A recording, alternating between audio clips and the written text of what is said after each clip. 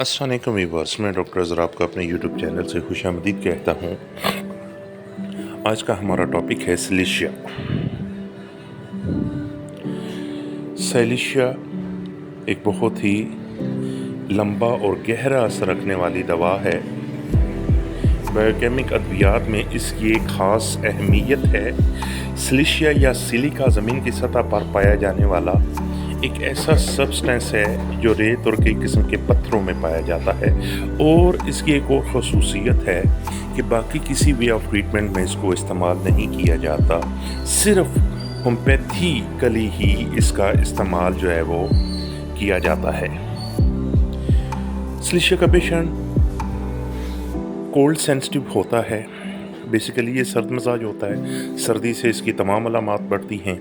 बहुत सारी अद्वियात होम्योपैथी में मटेरिया मेडिका में मौजूद हैं जो मजाज के हवाले से जानी पहचानी जाती हैं। सैलिशिया की जितने भी सिम्टम्स हैं वो सर्दी से एग्रावेट होती हैं, और गर्मी के मौसम में मरीज़ इंतहाई रिलैक्स फील करता है। जिस्म के अंदर कोई बैरूनी चीज़ या मादा अगर रह जाए या मछली का कांटा अगर हलक में फंस जाए तो सैलिशिया को छोटी ताकत में देने से ऑटोमेटिकली ये बाहर आना शुरू हो जाता है। सैलिशिया को अगर छोटी ताकत में दें तो बेसिकली सैलिशिया उसके इर्द गिर्द पीप बनाकर इसे बाहर धकेल देती है, और वो चीज़ बगैर किसी इजाफी नुकसान के बहुत जल्द खुद बहुत विदाउट ऑपरेट जिस्म से एक्सक्रीट होना शुरू हो जाती है। सैलिशिया को एंटीबायोटिक के तौर पे भी इस्तेमाल किया जाता है, जिसमें मौजूद जरासीम, कीड़े मकोड़े, टेप वॉर्म्स वगैरह के लिए भी सैलिशिया बहुत ही अच्छा असर करती है। लेकिन हर किस्म के जरासीम में, हर किस्म की इन्फेक्शियस डिजीज़ में इसका इस्तेमाल नहीं करवाया जा सकता। जैसा कि टाइफाइड में इसको इस्तेमाल नहीं करवाया जाता, और इस तरह और बहुत सारी इन्फेक्शियस डिजीज़ हैं जिनमें सैलिशिया का इस्तेमाल मुनासिब नहीं होता। स्किन के बहुत सारे इश्यूज़ जैसे फोड़े फिंसियों का रुझान अगर पेशेंट में ख़त्म ना हो रहा हो तो इसको लो पोटेंसी में देने से जितनी भी सब्सटेंस स्किन के नीचे होता है, जितनी भी इन्फेक्शन होती है, जितनी भी पास होती है, वो एक्सक्रीट हो जाती है, और उससे पेशेंट जो है वो बहुत ज़्यादा कंफर्ट फील करता है। और अगर इसको हाई पोटेंसी में दें तो वो स्पस फॉर्मेशन को अंदर ही ख़त्म कर देगी। जिस्म के किसी भी हिस्से में पीप वाला या रेशादार मवाद खारिज हो तो सैलिशिया को इस्तेमाल करवाया जा सकता है। बच्चे और बच्चियों में जवानी के आगाज़ में चेहरे पर पिंपल्स अगर हों तो सैलिशिया को काली ब्रोमेटम के साथ मिलाकर अगर इस्तेमाल करवाया जाए तो बहुत ही अच्छे असरात इसके क्लिनिकली देखे गए हैं। लेकिन इन अद्वियात को कुछ अरसा रेगुलर यूज़ करना पड़ता है।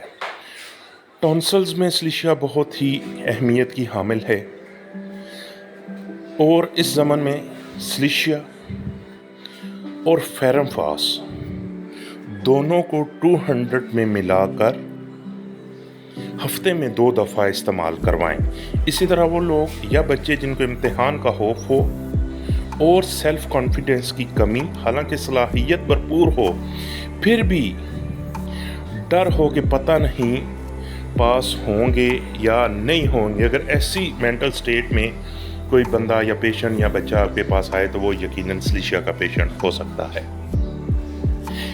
ऐसे मरीज़ों में सैलिशिया और कालीफास को 6x में इस्तेमाल करवाया जा सकता है। बहुत सारे ऐसी डिजीज़ जिनका ताल्लुक चांद से मुतल्लक हो, मसलन चांद निकलते ही बीमारी ज़ोर पकड़ लेती है। कुछ बीमारियां जैसे बुखार या एपिलेप्सी वगैरह चांद की तारीखों में अमूमन बहुत सारे केसेस ऐसे रिपोर्ट होते हैं कि जिनकी मिर्गी चांद के साथ रिलेटेड होती है, चांद की तारीखों के साथ रिलेटेड होती है। ऐसे अफराद में सैलिशिया को हमेशा याद रखना चाहिए।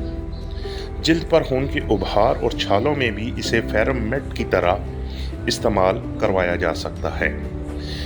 दमा में भी सैलिशिया को अकॉर्डिंग टू सिम्टम इस्तेमाल करवाया जा सकता है। दमा के दौरान बुखार में सबसे बेहतर दवा है, लेकिन چیسٹ انفیکشن یا دمہ میں یا پھیپھڑوں کے بہت سارے عوارضات میں سلیشیا کو انتہائی محتاط انداز سے، انتہائی احتیاط سے استعمال کروانا چاہیے۔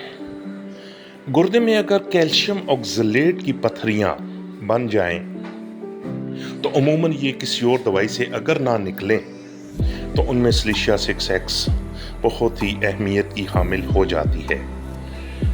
گمز اور دانتوں میں بہت زیادہ پیپ، پھوڑے پھنسیاں، ٹھنڈے مشروبات کی وجہ سے دانت میں درد اور پیپ کی اگر موجودگی یا انفیکشن کی وجہ سے مسوڑوں میں سوجن ہو تو ایسی کنڈیشن میں بھی سلیشیا کو اونچی پوٹینسی میں استعمال کروانے سے مریض کی یہ کیفیت مستقلاً ختم ہو جاتی ہے۔ ہڈیوں کے بہت سارے مسائل اسپیشلی بچوں میں اگر ریکٹس وغیرہ کا پایا جانا، ہڈیوں کی کمزوری، ہڈیوں کی گروتھ کا نہ ہونا، اگر ایسے مسائل دیکھے جائیں تو ان میں بھی سلیشیا کا استعمال کروایا جا سکتا ہے۔ سلیشیا کا پیشنٹ بیسیکلی بہت زیادہ کمزور، دبلا پتلا اور بہت زیادہ نروسنس اور انگزائٹی کا شکار ہوتا ہے۔ بہت زیادہ سیلف کانفیڈنس کی کمی اس میں دیکھی گئی ہے۔ اس کے علاوہ اگر ناخن سکن کے اندر دھنس جائیں، ایسے کیسز بہت زیادہ رپورٹ ہوتے ہیں جن میں اسپیشلی پاؤں کا جو انگوٹھا ہوتا ہے اس کا ناخن سکن کے اندر زیادہ دھنس جاتا ہے اور مریض سال ہر سال سے اس تکلیف کو جھیل رہے ہوتے ہیں۔ ایسی کیفیت میں سلیشیا کو اور سلفر کو عموماً یاد رکھنا چاہیے۔ مرک سال سلیشیا کا اینٹیڈوٹ ہے، اس لیے ہمیشہ یاد رکھنا چاہیے کہ مرک سال اور سلیشیا کو کبھی بھی اکٹھا استعمال نہ کروائیں۔ جہاں تک پوٹینسی کی بات ہے، بائیوکیمیکلی اس کو بھی استعمال کیا جاتا ہے اگر بائیوکیمیکلی اس کی ضرورت ہے، یا ایسی انفیکشس ڈیزیزز جن میں انفیکشن کو ایکسکریٹ کروانے کی ضرورت ہو اکارڈنگ ٹو سمپٹم، تو ایسی کنڈیشن میں سلیشیا کو چھوٹی طاقت میں استعمال کروائیں۔ اور اس کے علاوہ اس کا استعمال 30 to 101 m تک بھی کروایا جا سکتا ہے، لیکن بڑی پوٹینسی کو بار بار رپیٹ کرنے سے گریز کرنا چاہیے، کیونکہ میں ویڈیو کے شروع میں بتا چکا ہوں کہ یہ بہت زیادہ ڈیپ ایکٹنگ اور گہرا اور لمبا اثر رکھنے والی دوا ہے، اس لیے اس کی ریپیٹیشن کا جو ہے پروسیجر بڑی طاقتوں میں انتہائی محتاط رویے سے کرنا چاہیے۔ سلیشیا اس کے علاوہ بھی بہت ہے، میں نے کوشش کی ہے کہ اس کی جو خاص سمٹمز ہیں، کی نوٹس ہیں، ان کو اس ویڈیو میں آپ کے سامنے پیش کروں۔ میری ویڈیو اگر آپ کو اچھی لگے تو اس کو لائک شیئر کریں۔ اگر آپ چاہتے ہیں کہ میری تمام ویڈیوز کا نوٹیفیکیشن بر وقت آپ کے پاس پہنچ سکے تو اس کے لیے میرے چینل کو سبسکرائب ضرور کریں۔ جتنی بھی بائیوکیمکس سیریز ہیں وہ سب کی سب میری پلے لسٹ میں موجود ہیں، اگر آپ انہیں دیکھنا چاہیں تو فرداً بھی انہیں آپ دیکھ سکتے ہیں۔ ایسی یا اس جیسی کسی مزید ویڈیو میں آپ سے دوبارہ ملاقات ہوگی، تب تک اپنا خیال رکھیے گا۔ اللہ ہم سب کا حامی و ناصر ہو۔ فی امان اللہ، اللہ حافظ۔